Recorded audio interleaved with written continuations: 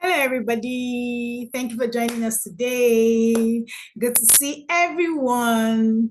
So today, like we said, we're going to have our training and it starts right now. Please make sure you have your writing materials so that you can actually benefit from this insightful and transformative training. I'll share my screen right away so we can all be on the same page.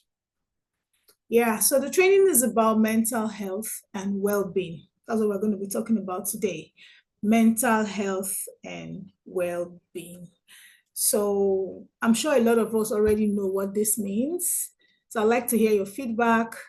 You can just drop it in the comment section, okay? You can drop it in the comment section so that we can all participate. So, but basically what we're going to be looking at, this is module 1, by the way. We'll start off with module 1. And module 1 is understanding mental health. So we're going to be looking at what mental health is and what well-being is. In practical terms, we'll also be looking at the common myths between mental health and well-being. We're also going to be looking at understanding how culture and stigma influences attitudes and behaviors. Yeah, this is very critical, all in this module. We'll also explain why mental health is foundational to learning, growth, and parental success. So if you have any questions, please don't forget to drop it at the comment section as we continue. Yeah, so what is mental health? I'm sure you're going to have a few seconds to read through the slide and have a little discussion around this, what mental health is all about. Yeah, so it's not just the absence of illness, like we already know, okay? It's a state of well-being where individuals can cope with normal stresses. Our daily stresses could be from work, from school, from our communities. Yeah, it could be emotional, psychological, or social, well-being, the way we think, how we feel, how we act, the things we do, how we behave, the ability to be able to cope with these normal stresses. That's what mental health is all about. And I like us to also note that everybody has mental health, just like physical health. It's not only about the absence of illness. Yeah. So everyone has mental health. Now let's look at what well-being is all about. Well-being is broader, right? It's more inclusive, and it has to do with your physical, your emotional, and social, spiritual balance. It's influenced by relationships and your environment, your purpose, your lifestyle, all inclusive. Now let's look at some common myths when we're talking about mental health, right? Myths, stigma, cultural perceptions, all around mental health. They said, number one, mental health issues mean someone is crazy. I don't know if you've heard about that before. That mental health, whenever you hear people talk about mental health, it means someone is crazy. But in reality, mental health challenges are common and they're manageable with support. Okay, let's look at another myth. Yeah, they say children can't have mental health problems. I don't know if you've heard about this, but this is very, very absurd, because children are humans and they face daily challenges. They face stresses, going to school, coming back from school, having to sleep, having to eat, and, playing. They face challenges every day of their lives. And the ability for them to be able to cope with these stresses make them mentally healthy. Children and teens can actually experience anxiety, trauma, or depression. Praying alone can cure mental health issues. Yes, this is for our religious brothers and sisters. Faith and spirituality are important support, but professional help may still be needed. Let's take one more myth. Yeah, talking about mental health makes it worse. I've been in an environment where someone says, no, I don't want to talk about mental health, because they feel, oh, talking about it could make it worse, or it could be a negative language, or people may begin to feel isolated and not want to open up and make positive conversations. But in reality, open conversations actually reduce stigma and promote healing. Very important for us to take home. Okay, so I like you to share your beliefs and your sayings, things you've heard about mental health in the comment section. Yeah, so that we can all have a discussion around it. Beliefs about mental health. There's some culture that they don't want to discuss mental health. It could be a taboo in your vicinity. So I'd like us to discuss around it. While you're putting that in the comment section, I'd like us to just look at why mental health matters for learning.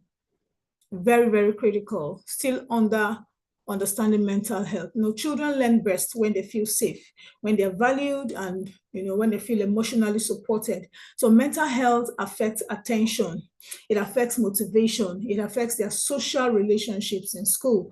Very important for parents and teachers, well-being as well, to be directed and influenced by mental stability so that they can also support the students or the children they find around them. Because if they are not mentally sane, it's totally impossible for them to be able to cater to the needs of others. So it's important that this is coming at a time like this. And there's a popular quote that says, "You can't pour from an empty cup." Caring for your own mental health helps you care for others better. Yeah, mental health is the foundational element for learning, growth, effective parenting, because it acts as the underlying state of a person's cognitive, emotional, and social well-being. When mental health is strong, individuals can engage in these activities effectively.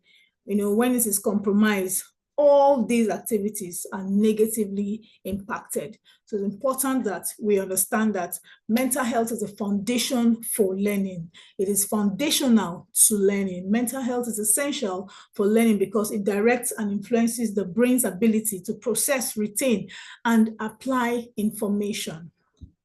Very important for us to note that, because number one, our cognitive function. Yeah, good mental health supports core cognitive function. And this is very true, right? So such as concentration, memory, problem solving, stresses, anxiety, depression can severely impair these functions, making it difficult to focus in a classroom or professional setting. So it's important that we understand this for learning, because I know most of us here are either pastoral caregivers, teachers, educators, parents, well-being leads or mental health leads, counselors, as the case may be, or even child protection and safeguarding leads. It's important for us to note that cognitive function is affected when it comes to mental health. Motivation and engagement is also another important point. A healthy emotional state provides the motivation to explore new topics, around schoolwork and all. It's important for us to understand this foundation as well. Conversely, feelings of hopelessness or low self-worth can lead to disinterest and withdrawal from students, from children around us. Another important point is creativity and flexibility. A clear and stable mind is more open to new ideas and flexible thinking, which are critical for creative problem solving and adapting to new information. Without this, it is impossible for any child or any individual to be creative. So this is foundation. And it's also foundational to growth.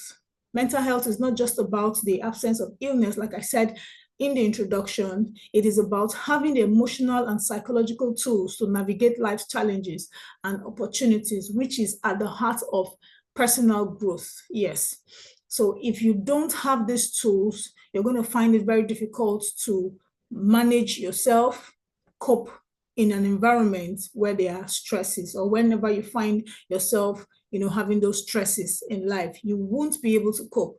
So it's important that you have these tools. It's a foundation for growth. And like I said earlier, resilience is number one. Strong mental health is the foundation of resilience, which is the ability to bounce back from setbacks. It provides the coping mechanisms to handle stress. Yeah. It provides you the coping mechanisms to also handle disappointment, things like failure, without becoming overwhelmed. There's some people that cannot fail. If they fail, they feel so overwhelmed. They feel so, as if the world has come to an end. Yeah, they can't face disappointment. So it's important for us to build resilience. Yeah, so strong mental health also helps us with self-awareness. That's another point to look out for. Self-awareness. Mental health or mental well-being involves a deep understanding of your own emotions and strengths and weaknesses as well. So self-awareness is critical for setting realistic goals, making informed decisions, and building a sense of identity. This is very true, very, very important for you to note. Healthy relationships. Personal growth often happens in relation to others. Good mental health enables an individual to form and maintain healthy relationships, communicate effectively, and engage in social networks that are vital for personal and professional development. Now, I'd like to explain this more elaborate. I've been in situations where children are not able to relate with, their peers because their mental health is not fully, they're not fully aware of themselves. They don't have good mental health, because good mental health enables you as an individual to maintain healthy relationships. Some people are just negative. They don't see anything good in other people. That's why they can't build lasting friendships. They can't connect with other people effectively. It's important for us to get this in front of our hearts so that we can guide the children and the teens around us effectively. Mental health is also foundational for parenting success. This is very, very critical for us to, as adults and parents, to pay attention to. How does this affect parenting success? Number one is emotional regulation. Parents with strong mental health are better able to manage their own stress and emotions, allowing you respond to your children's needs, like I said earlier, with patience and empathy rather than reacting with anger and frustration. When a child does something and you just vip and you just let it loose without taking in what the child has done, looking at it from empathy, giving a listening ear, having an open conversation with that child, very important, rather than letting loose, getting angry, and feeling frustrated. It's also important in creating a secure attachment. Parents' emotional availability and stability are crucial for forming a secure attachment with their child. This bond is essential for a child's social and emotional development, laying the groundwork for their own mental health later in life. Please pay attention to this because this is very critical. And number 3 on our list is modeling healthy behaviors. Parents who prioritize their own mental health model important coping strategies and self-care practices. Children learn by observing, of course, you know that. So seeing a parent manage stress in a healthy way teaches the children around them how to do the same. Very important, because this creates positive circle of well-being for both the parents and the child. Okay, so I'm sure that we've dropped our comments in the comment section. We'll go right over and see how we can answer the questions. Okay.